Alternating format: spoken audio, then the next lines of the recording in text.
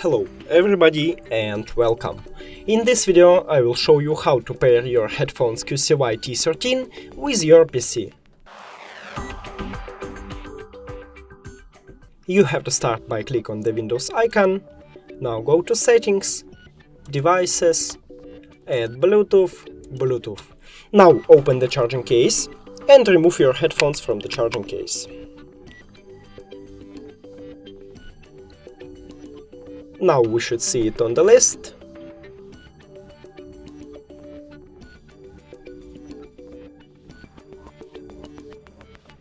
And click on it.